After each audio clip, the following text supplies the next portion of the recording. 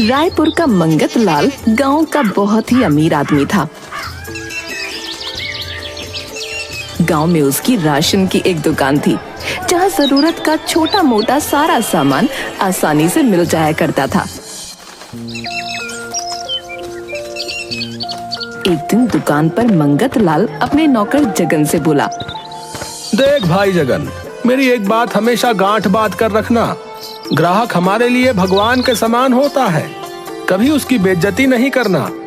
साथ ही ये भी हमेशा याद रखना कि भगवान हमें जरूरत के अनुसार देता है। मालिक, आप क्या कहना चाहते?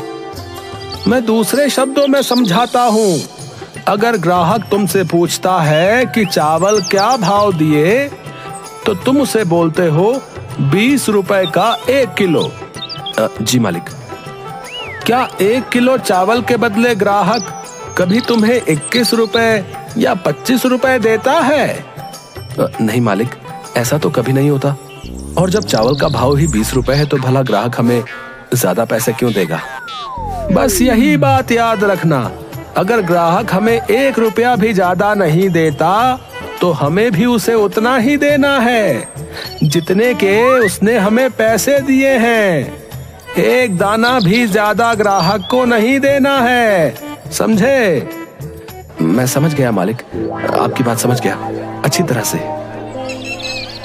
मैंने इतना कुछ ऐसे ही नहीं जोड़ा है, बड़ी मेहनत लगती है और बड़ा हिसाब किताब करना पड़ता है। जी मालिक, सही कहा आपने। गांव के सब लोग जानते थे कि मंगत लाल बहुत कंजूस है। उसके अंदर दया नाम की कोई चीज नहीं। वो कभी किसी की मदद नहीं करता। परंतु उसकी पत्नी शांति थोड़ी अलग थी। वो सोने चांदी से लदी रहती थी, लेकिन उसके अंदर एक दयालु मन था जो सबके लिए दया भावना रखता था। एक दिन सुबह सुबह मंगत लाल अपने घर के बरामदे में बैठा था।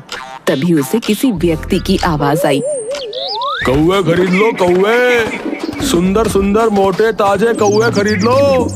कोई मेरे कौवे खरीद लो। अरे ये कौन है जो कौवे बेच रहा है?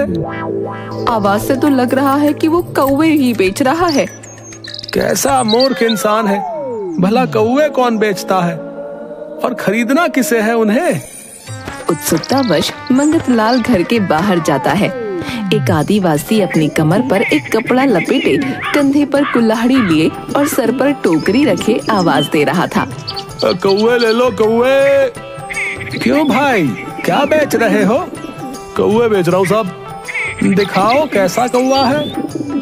आदिवासी अपना टोकरा चबूतरे पर रखकर मुस्कुराता हुआ बोला, ये देखिए साहब। मंगत लाल की आंखें खुली की खुली रह गईं। ये कौवे हैं? जी साहब, ये कौवे हैं। वो कौवे नहीं बल्कि तो मोटे मोटे काले तीतर थे। तीतर का मांस बड़ा ही गर्म होता है और कीमती भी। मंगत लाल ने खुद से कहा, कैसा मूर्ख है, ये इतने बेशकीमती तीतर के जोड़े को कौवे का जोड़ा बता रहा है। मन ही मन खुश होकर, कितने रुपए जोड़े हैं ये तुम्हारे कौवे? 20 रुपए जोड़े हैं साहब। बड़े महंगे दे रहे हो तुम। मैं तो 15 रुपए दूंगा एक जोड़े का। अगर देना है तो दो, वरना मैं चला। नहीं नहीं साहब, आप तो बहुत दयालु लगते हैं। मुझ पर कृपा कीजिए और इन्हें खरीद लीजिए। कहाँ मैं इस गर्मी और धूप में इन्हें लेकर भटकता रहूंगा। आदिवासी ने 2-2 तीतर के पैर एक साथ बांधकर जोड़ा बनाकर टोकरी में रखा था। उसने एक जोड़ा निकाला और जमीन पर रख दिया। साहब, ये रहा आपका कौवे का जोड़ा। ये लो तुम्हारे पूरे 15 रुपए, गिन लो। आपका बहुत बहुत धन्यवाद साहब, आप बड़े ही अच्छे हैं और दयावान भी। अच्छा, तुम्हारा नाम क्या है ये तो बताओ। सेठ जी, मेरा नाम नाथू है। ठीक है, अगली बार जब तुम्हें और भी कौवे मिले तो मेरे पास जरूर आना, मुझे ये बहुत पसंद है। जरूर साहब, अब मैं जब भी इधर आऊंगा तो आपके पास जरूर आऊंगा। नाथू चला गया और मंगत लाल अपने किए सौदे पर इतराते हुए अपनी पत्नी को तीतर दिखाता है। अरे, इतने मोटे ताजे तीतर यहाँ कौन रख गया है? वही जो कौवे बेच रहा था। कौवे बेचने वाले के पास तीतर भी थे? हाँ, वो बड़ा ही मूर्ख था। इस कीमती तीतर को कौवे के भाव बेच रहा था। क्या भाव दिया उसने तीतर? 15 रुपए जोड़ा। शांति की आंखें फटी की फटी रह गईं। क्या कहा? 15 रुपए जोड़ा? ये इतने मोटे ताजे तीतर तुम्हें 15 रुपए में मिले हैं? हाँ, वो बड़ा ही मूर्ख था। उसने ये कीमती तीतर 15 रुपए में दे दिए। शांति शाकाहारी थी, इसलिए मंगत लाल ने अपने मित्र को दावत पर बुलाया और बाहर बरामदे में तीतर को बनाकर दोनों दोस्तों ने खा लिया। मंगत लाल बार बार तीतर के भाव को सोचकर खुश हुए जा रहा था। एक हफ्ते बाद ही रोज की तरह मंगत लाल अपने घर के बाहर बरामदे में बैठा था। तभी उसे एक आवाज सुनाई दी। रंगना ले लो, कोई मेरा रंगना ले लो। मंगत लाल ने घर के बाहर देखा, क्योंकि उसे नाथू की आवाज तुरंत पहचान में आ गई। अरे नाथू, इधर आओ। ये रंगना क्या होता है? जरा मैं भी तो देखूं। नाथू मंगत लाल के घर आता है। अपने सर से एक चमकता हुआ घड़ा उतार कर जमीन पर रखता है। यह है मेरा रंगना साहब। मंगत लाल बड़ी बड़ी आंखों से खड़े हुए देख रहा था। वैसे तो घड़ा पुराना था, इस्तेमाल किया हुआ। जगह जगह थोड़े गड्ढे भी थे, पर वो बड़ा ही शानदार और मजबूत दिख रहा था, सोने की तरह चमचमाता हुआ। देखने से तो यह बड़ा कीमती लग रहा है।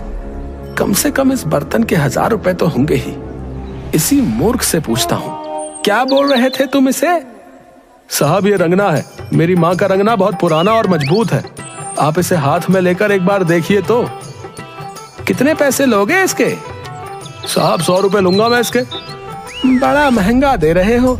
मैं 80 रुपए दूंगा, वरना अपने रंगना के लिए दूसरा ग्राहक देख लो। नहीं नहीं साहब, आप नाराज मत होइए। आप बहुत ही अच्छे और दयावान हैं। आप आखिरी बार बताइए कितना देंगे? मैं तो 80 ही रुपए दूंगा, 1 रुपया भी ज्यादा नहीं दूंगा उससे। ठीक है साहब, आप भले आदमी हैं, इसलिए मैं आपसे ज्यादा मोल भाव नहीं करूंगा। ये मेरी माँ का रंगना आपका हुआ और मुझे 80 रुपए दे दीजिए। 80 रुपए निकाल कर गिनता है और नाथू को दे देता है। नाथू खुशी खुशी वहाँ से चला गया। मंगत लाल रंगना लेकर घर के अंदर जाता है और शांति को सारी बात बताता है और खूब हंसता है। बड़ा ही मूर्ख किस्म का आदिवासी है ये है? 1000 रुपए का बर्तन मुझे 80 रुपए में देकर चला गया। सच कह रहे हैं आप, ये बर्तन बहुत ही कीमती है। इस सौदे में तो आपको कौड़ियों के भाव में मोती मिल गए। इसमें कोई कमी नहीं है।